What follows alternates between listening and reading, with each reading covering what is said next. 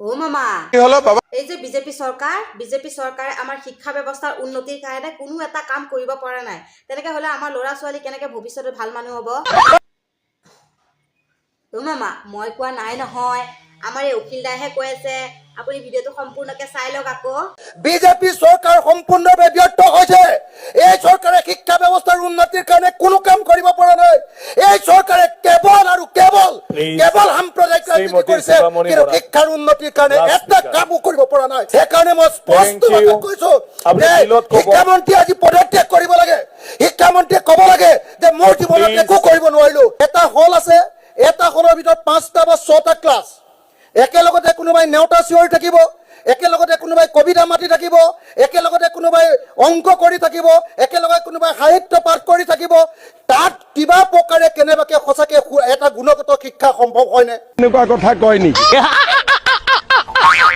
ও মামা আৰু এটা কথা নহয়, হলো বাবা? এই 2026ত যিখন ভাওনা হ'ব সেইখন ভাওনাত আপোনাৰ ঠিকনা সলনি কৰি দিব। ও মামা মই কোৱা নাই নহয়, আমাৰ এই ভূপেন বৰাদেৱেহে কৈ আছে। আপুনি ভিডিঅ'টো চাই লওক আকৌ। 2026ত যিখন যুঁজ আমি বিজেপিৰ লগত কৰিম, সেইখন যুঁজত হিমন্ত বিশ্ব শৰ্মা ডাঙৰীয়া বিজেপিৰ সন্মুখৰ সেনাপতি নহয়, মই হ'ম কংগ্ৰেছৰ সন্মুখৰ সেনাপতি। মুখ্যমন্ত্ৰীয়ে কৈছে মোৰ ঠিকনা বদলি হ'ব, মই মুখ্যমন্ত্ৰীৰ ঠিকনা বদলাই দিম, অ মামা আৰু এটা কথা নহয়, আপুনি যে নিজকে নিজে ইমান দাদাগিৰি দেখুৱাই থাকে আৰু যে আপুনি জনপ্ৰিয় বুলি ভাবে, আপুনি এই শিৱসাগৰত ইলেকশ্যন খেলি জিকি দেখুৱাব পাৰিব? মাৰি ঠেং ভাঙি অ মামা তেনেকে মই কেতিয়াও আপোনাক নকওঁ নহয়, আমাৰ এই অখিল দাইহে কৈ আছে। আপুনি এই ভিডিঅ'টো চাই লওক আকৌ এবাৰ। মই এবাৰ হিমন্ত বিশ্ব শৰ্মাক নিমন্ত্ৰণ জনাই আছোঁ যে হিমন্ত বিশ্ব শৰ্মাই বহুত দাদাগিৰি কৰি থাকে, যে তেওঁ বহুত জনপ্ৰিয়, তেওঁক কোনেও হৰুৱাব নোৱাৰে। সেইকাৰণে মই আমাৰ শিৱসাগৰ সমষ্টিলৈ হিমন্ত বিশ্ব শৰ্মাক মাতিছোঁ। মই বোলো আপোনাৰ ইমান যদি দম আছে মোৰ শিৱসাগৰ সমষ্টিলৈ আহক, আপুনিও খেলক ময়ো খেলিম। আপুনি 200 কোটি টকা খৰচ কৰিব, মই 1 কোটি টকা খৰচ কৰিম। মোৰ বিৰুদ্ধে আপুনি 200 কোটি টকা খৰচ কৰিব, মই 1 কোটি টকা খৰচ কৰিম। আৰু 1 কোটি টকা খৰচ কৰি থিয় হিমন্ত বিশ্বক হৰুৱাই দিম। থিয় মই কৈ দিলোঁ আপোনালোকক, মই ধেমালি কৰি কোৱা নাই। তেওঁ ভাবি আছে বাহিৰৰ পৰা মানুহ আনি ভোট লৈ হিমন্তই জিকিয়ে থাকি, বাহিৰৰ পৰা হিন্দী ভাষী মানুহ, বঙালী ভাষী মানুহ আনি পূৰা জমা কৰি তেওঁ ভোট লৈ জিকি আছে। সেইকাৰণে আমাৰ উজনিত জিকিব পাৰিব নেকি? উজনিত হিমন্ত ৰজা নহয়, উজনিত মই আছোঁ, মই অখিল গগৈ আছোঁ। হিমন্ত আহক উজনিত, থিয় হৰুৱাই দিম। একেদিনাই কান্দিব লাগিব আৰু একেদিনাই অসমৰ ৰাজনীতিৰ পৰা হিমন্তই বিদায় ল'ব লাগিব। আহক, মই চেলেঞ্জ কৰিছোঁ হিমন্ত বিশ্ব শৰ্মাক, মই চেলেঞ্জ কৰিছোঁ।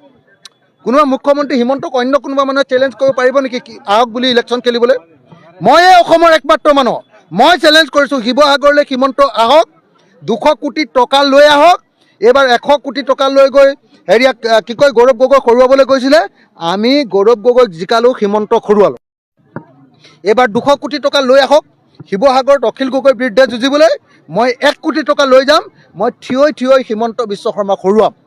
এই 2026ত যদি আমি বিজেপিক ব্ৰহ্মপুত্ৰত দলিয়াই দিব পাৰোঁ, তেতিয়াহ'লে আমাৰ এই ভয়মুক্ত অসমখন আমি ঘূৰাই পাম। নাই যদি দিয়ে সঁচাকৈ মইতো খুবেই ভাল পাওঁ। অ মামা মই কোৱা নাই নহয়, আমাৰ এই অখিল দাইহে কৈ আছে। কিন্তু অখিল দাই কৈ আছে, এয়া চাওকচোন কি টুপি পিন্ধা মানুহ, মুছলমান মাতৃসকল, আকৌ 2026ত বিজেপি চৰকাৰক ব্ৰহ্মপুত্ৰত দলিয়াই দিব লাগিব, তেতিয়াহে আমাৰ মুক্ত অসম এখন পাম। কি এনেকৈ ঢেৰ কিবা কিবি কৈ আছে। আপুনি ভিডিঅ'টো চাই লওক আকৌ। যদি মুছলমান মানুহজনে টুপিটো পিন্ধি গৈছে, মুছলমান মানুহজনৰ যদি দাড়িখিনি আছে, তেতিয়াহ'লে এই ধুবুৰীৰ পৰা গুৱাহাটীলৈ যাওঁতেও ভয়ে যাব লাগে। কিজানিবা ৰাস্তাতে বিজেপি, RSS, বজৰং দলৰ মানুহে কিজানি মাৰপিটেই কৰে। ভয় লাগেনে নাই আপোনালোকৰ? ভয় লাগেনে নাই? যেতিয়া আপোনালোকৰ ল'ৰাবিলাকক, আমাৰ মহিলাসকলে, আমাৰ আইসকলে, আমাৰ পিনে আই বুলি কওঁ, আপোনালোকে কি কয়? মা বুলি কয়, হয়নে? আমাৰ পিনে আই বা মা বুলি কওঁ। আমাৰ মাসকলে আপোনালোকে ভয়ত থাকেন নাই যেতিয়া ল'ৰাটো গৈ গুৱাহাটীত কাম কৰিবলৈ যায়, বিল্ডিঙৰ কাম, হয়নে? যোৰহাটত যেতিয়া আপোনালোকৰ ল'ৰাটো যেতিয়া ইটা ভাটাত কাম কৰিবলৈ বা বিল্ডিঙত কাম কৰিবলৈ বা কিবা এটা কণ্ট্ৰেক্ট কৰিবলৈ যেতিয়া যায় তেতিয়া আপোনালোকে ভয়ত থাকেনে নাই কিজানিবা তাক দিগদাৰ কৰে বুলি ভয় খায়নে নাই খায়নে